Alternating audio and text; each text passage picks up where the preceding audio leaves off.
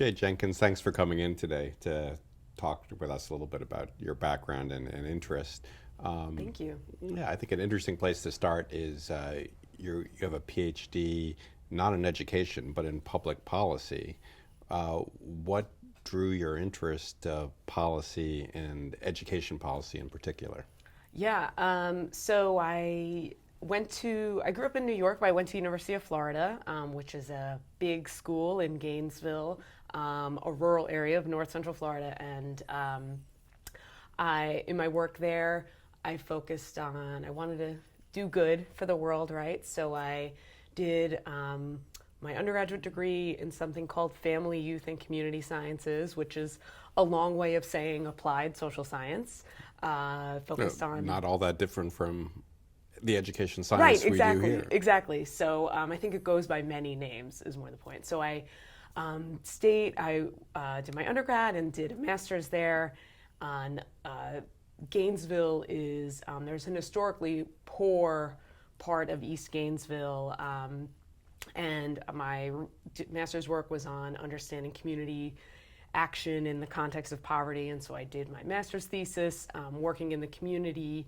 And when I graduated, I wanted to, get a job and do something good. So I ended up getting a position as a community outreach coordinator at another long name, the Early Learning Coalition of Alachua County, which was a quasi-governmental nonprofit that coordinated federal and state policies for families with young children, and primarily low-income families who are the target of most federal and state policies. So I worked there and managed the voluntary pre-K program that was just getting started in Florida, wrote grants to the United Way, painted kids' faces at the outreach fairs I went to on Saturday, sold calendars of kids' art, and a million things you do at a nonprofit. Managed the website, believe it or not, and so working there for 2 years, it doesn't take long to see how dysfunctional policy can be and policy implementation can be.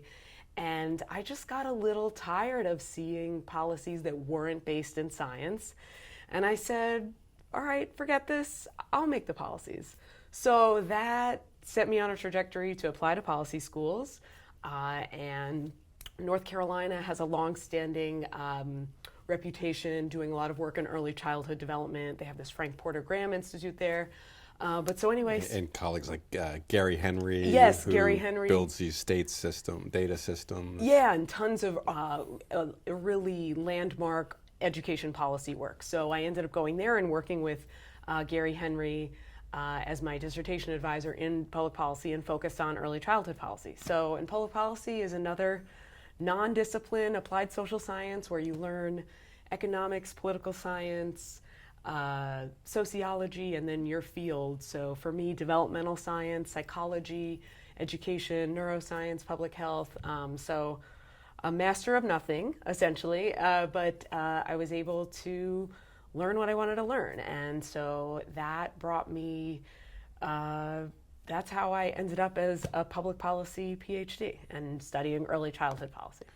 And I know that you think about social context around variation in state policies. That Right. the U.S. is unique with this federal system of 50 different Right. state policies around particular educational issues.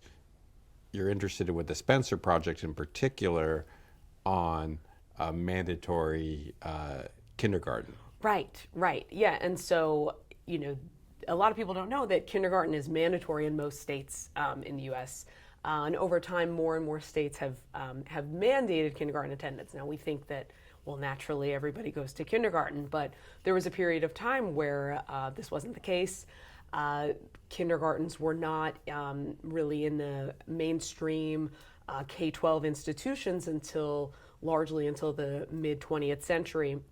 And then states created more expansion grants and then some of these requirements for attending kindergarten. And so what we're doing in this Spencer study is using these changes in state policy when they turn on this mandate and when they require this essentially additional year of early childhood education, a period of life that we think is really important, and giving students more educational opportunity early, does that systematic population level boost in educational opportunity change individuals' long run outcomes in terms of their health, labor market outcomes like income, educational attainment, and a few other things. And so that's what we've been trying to trace out in this project, and using millions and millions of observations in the census, and looking at historical state policy legislations for when these policies passed. Cohorts right before, cohorts right after. Yes, exactly. And so by comparing cohorts that were and were not affected by these policy changes, we can get a really good apples to apples comparison.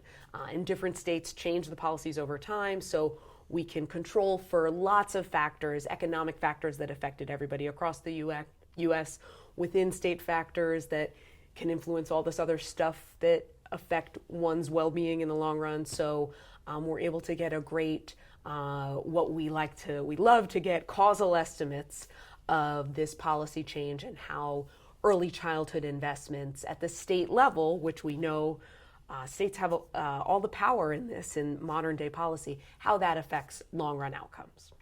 So your work, I know, looks at these kind of variation in state policies, but also you have an interest in preschool, what actually occurs in preschool, the curriculum. Right. How does a policy person think about preschool curriculum? Great question, because usually you're like, wait a minute, that's something, that's not something you think about. Well, so it turns out policymakers have thought about it. The largest federal program for young children is Head Start, which, as you may know, began in the 1960s during the War on Poverty, and was designed to target very extremely disadvantaged low-income children and provide them with educational opportunity. Head Start has about 50,000 classrooms across the country.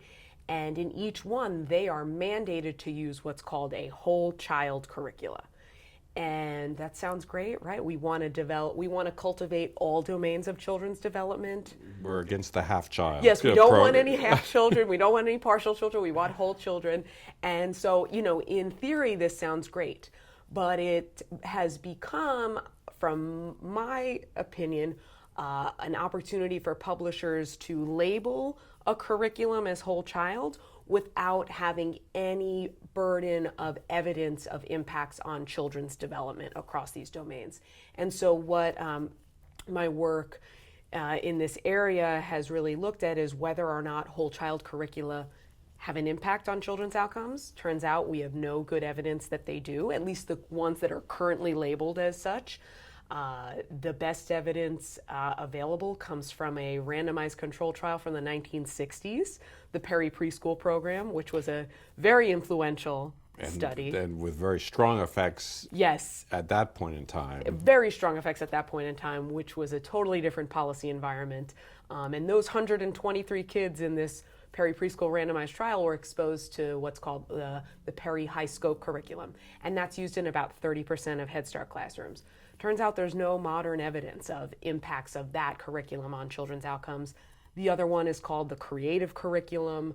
That's used in a majority of Head Start classrooms, anywhere from 50 to 70%, depending on the sample, and no evidence of impacts relative to what teachers might be doing otherwise from a homegrown curriculum or what they're coming up with. And this pattern holds for a bunch of other whole child curricula. So we've been doing some work in using experimental data and non-experimental data, multiple national representative data sets to look at these patterns and how do they produce differential classroom environments for kids. And it turns out there's not a very reliable prediction based on what curriculum you're using, what kind of teacher interactions you're going to get, how much math or literacy activities might appear in the class, the overall quality. It's really quite variable. So these curricula... the formal curriculum versus the enacted curriculum. Yes. And we can't get a sense of the fidelity, right? We're just observing what's happening de facto at scale in these classrooms. But really, it speaks to this point of these are mandated for policy. We don't have a lot of evidence that they're effective for kids' outcomes. If it's fidelity that's what's going on, I'd love to see evidence of efficacy from high fidelity implementation.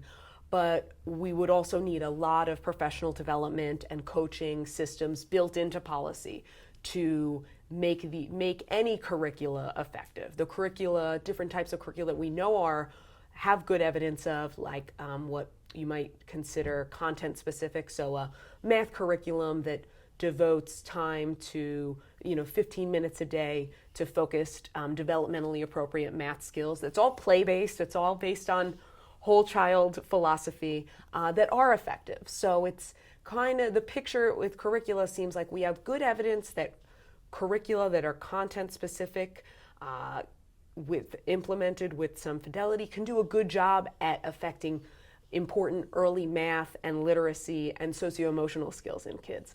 But these curricula that try and do it all or are labeled as such, we don't really see evidence of that. So a really nice, why I think this is so policy relevant is that one really easy lever for policymakers to pull would say, here's a list of curricula that we know have evidence, and this is what should be required in Head Start programs across the country. State policymakers could say, this is what we recommend or require for our state pre-K programs or child care subsidy programs. So it's something that could be easily implemented.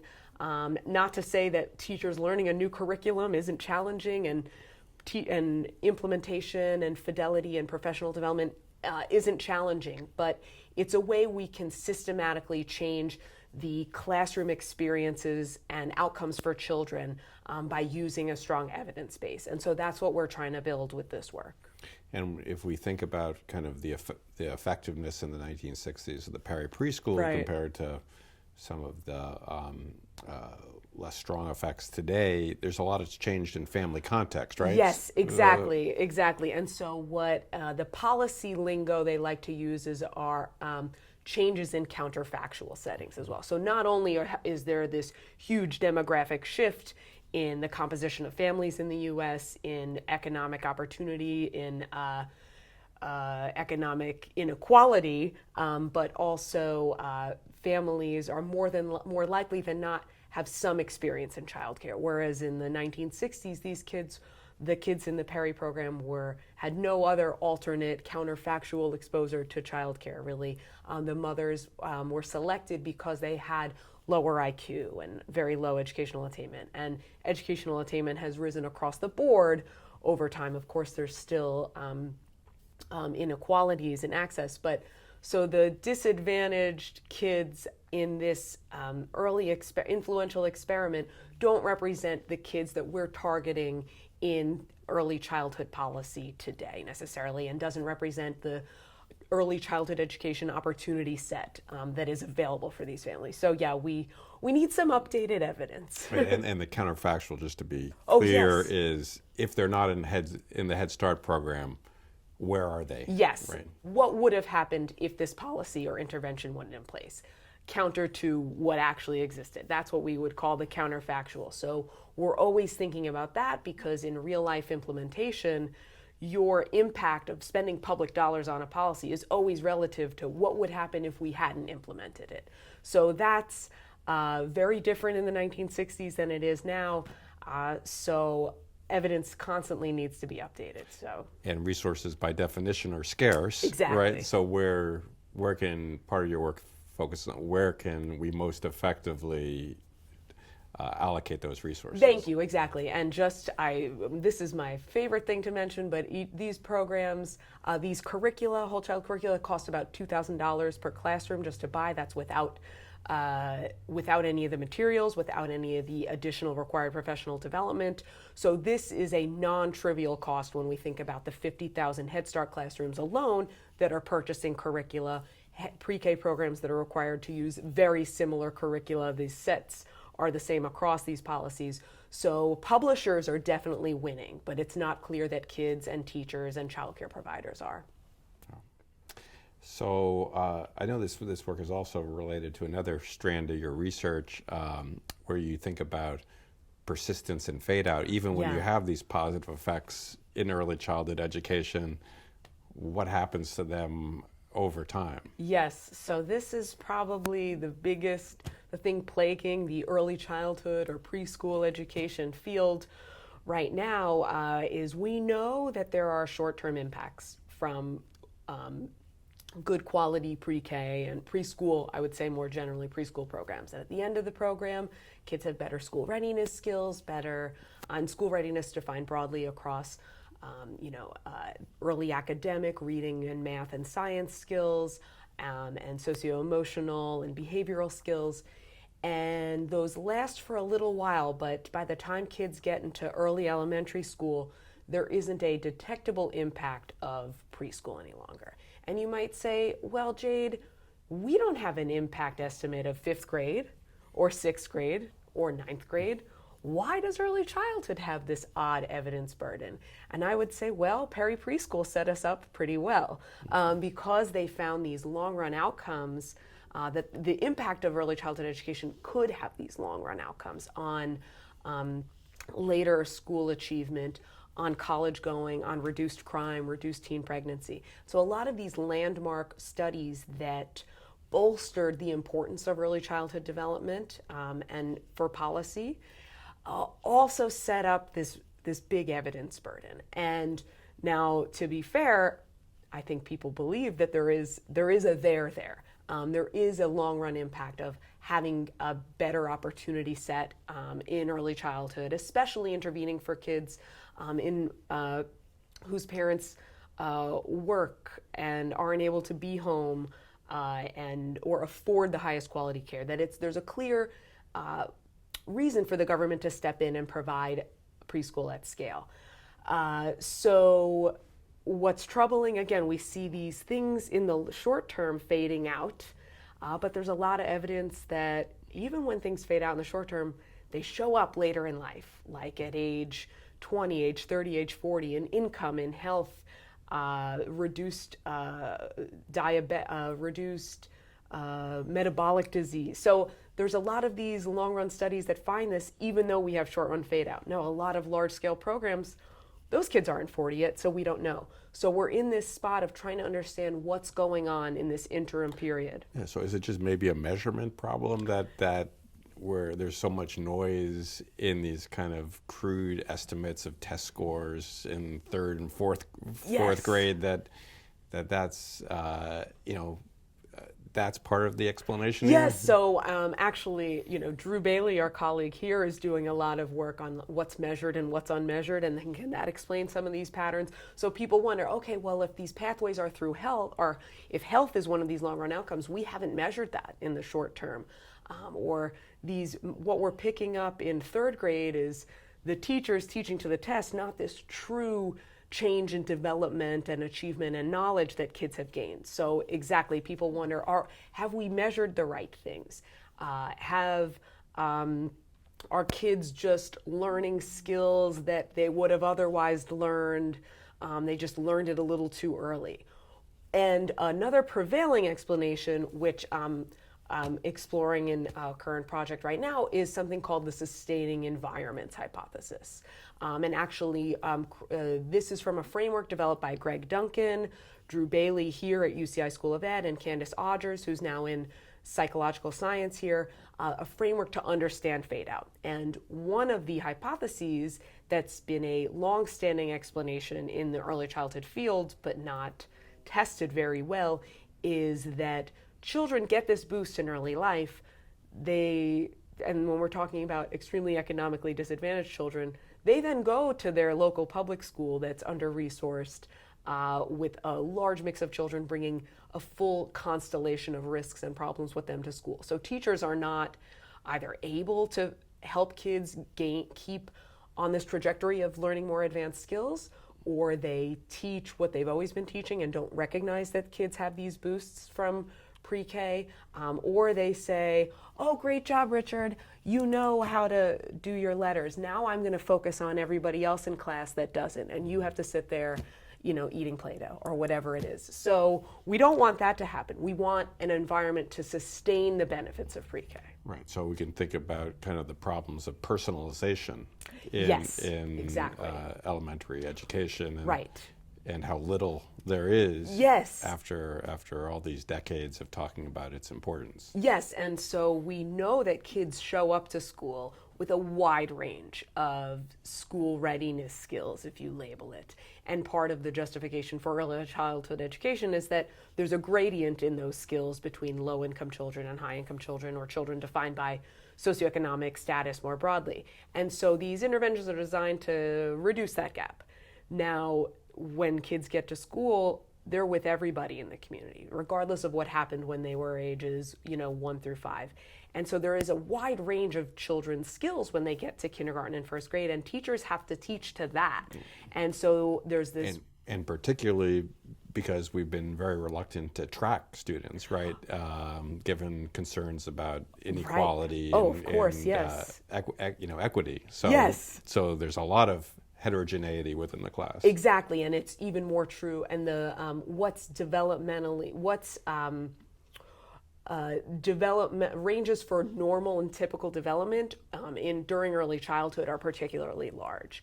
And so it's a big challenge for teachers to be able to provide that individualized instruction, as you say. And so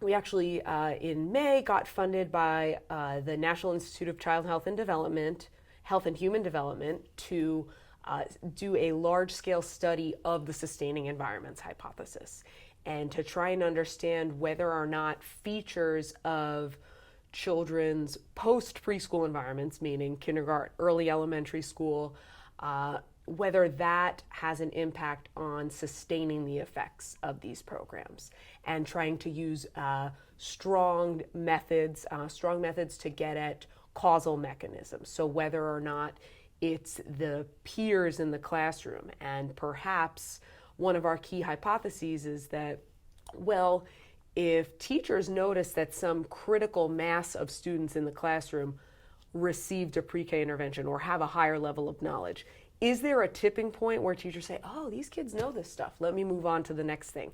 And that creates a better or more sustaining educational environment for kids who got pre-K.